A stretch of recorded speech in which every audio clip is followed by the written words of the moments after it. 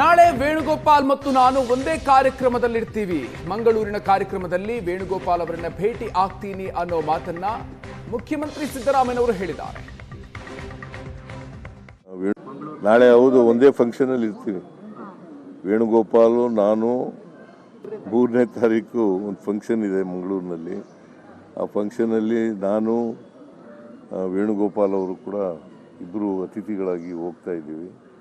ಅದರಿಂದ ಅಲ್ಲಿ ಭೇಟಿಯಾಗೋ ಸಾಧ್ಯತೆ ಇದೆ. ಮೊನ್ನೆನೇ ಚರ್ಚೆ ಮಾಡಿದ್ದೀವಿ.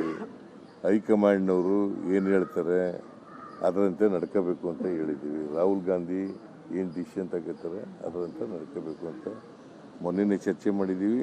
ಇವತ್ತು ಅದನ್ನೇ ಚರ್ಚೆ ಮಾಡಿದ್ದೀವಿ. ಹೈಕಮಾಂಡ್ ಏನು ತೀರ್ಮಾನ ಮಾಡ್ತಾರೆ ಅದಕ್ಕೆ. ಇನ್ನು ಈ ಸಂದರ್ಭದಲ್ಲಿ ಮುಖ್ಯಮಂತ್ರಿ ಸಿದ್ದರಾಮಯ್ಯ ಅವರಿಗೆ ನೇರ ಪ್ರಶ್ನೆಯೊಂದು ಎದುರಾಗುತ್ತೆ. ಡಿಕೆ ಶಿವಕುಮಾರ್ ಯಾವಾಗ ಸಿಎಂ ಆಗ್ತಾರೆ ಅಂತ ಕೇಳ್ತಾರೆ. ಈ ಸಂದರ್ಭದಲ್ಲಿ ಮುಖ್ಯಮಂತ್ರಿಗಳು ಹೈಕಮಾಂಡ್ ಹೇಳಿದಾಗ ಡಿಕೆ ಶಿವಕುಮಾರ್ ಸಿಎಂ ಆಗ್ತಾರೆ ಅನ್ನೋ ಉತ್ತರ ಕೊಟ್ಟಿದ್ದಾರೆ. ಹೈಕಮಾಂಡ್ ಹೇಳಿದಾಗ ಡಿಕೆ ಶಿವಕುಮಾರ್ ಸಿಎಂ ಆಗ್ತಾರೆ ಅನ್ನೋ ಮಾತನ್ನ ಪತ್ರಕರ್ತರ ನೇರ ಪ್ರಶ್ನೆಗೆ ಉತ್ತರವನ್ನ ಕೊಟ್ಟಿದ್ದಾರೆ. ಹೈಕಮಾಂಡ್ ಹೇಳಿದಾಗ ಹೈಕಮಾಂಡ್ ಹೇಳಿದಾಗ ಹೈಕಮಾಂಡ್ ಹೇಳಿದಾಗ ಹೈಕಮಾಂಡ್ ಹೇಳಿದಾಗ ಹೈಕಮಾಂಡ್ ಹೇಳಿದಾಗ ನಮ್ಮಿಬ್ಬರ ಮಧ್ಯೆ ಯಾವುದೇ ಭಿನ್ನಾಭಿಪ್ರಾಯಗಳಿಲ್ಲ ಅಂತ ಡಿಸಿಎಂ ಹೇಳಿದ್ದಾರೆ. ಒಂದೇ ಧ್ವನಿ ಒಂದೇ ಆಚಾರ ವಿಚಾರ ಅನ್ನೋ ಮಾತನ್ನ ಡಿಕೆ ಶಿವಕುಮಾರ್ ಹೇಳಿದ್ದಾರೆ. ಹೈಕಮಾಂಡ್ ನಿರ್ಧಾರವನ್ನು ನಾವು ಒಪ್ಪಿಕೊಳ್ತೀವಿ. ಇದು ಡಿಕೆ ಶಿವಕುಮಾರ್ ಅವರ ಮಾತು. ನಾವು ಬೇರೆಯಾಗಿಲ್ಲ, ಮಾಧ್ಯಮಗಳು ಬೇರೆ ಮಾಡ್ತಾ ಇವೆ. ನಾವು ಮೊದಲಿಂದಲೂ ಕೂಡ ಒಗ್ಗಟ್ಟಿನಿಂದಲೇ ಇದ್ದೀವಿ ಅನ್ನೋ ಮಾತನ್ನ ಡಿಕೆ ಶಿವಕುಮಾರ್ ಹೇಳಿದ್ರು.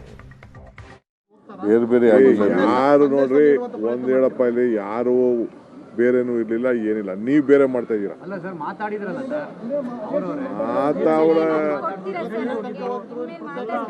ಅವ್ರ ಅಭಿಪ್ರಾಯ ಹೇಳಿದ ತಕ್ಷಣ ಬೇರೆ ಬೇರೆ ಅಂತಲ್ಲ.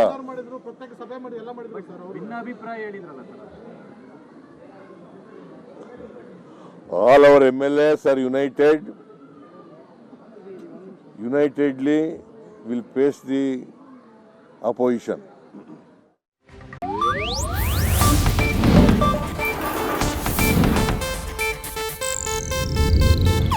ಇದು ಏಷ್ಯಾನೆಟ್ ನ್ಯೂಸ್ ನೆಟ್ವರ್ಕ್ ಪ್ರಸ್ತುತಿ.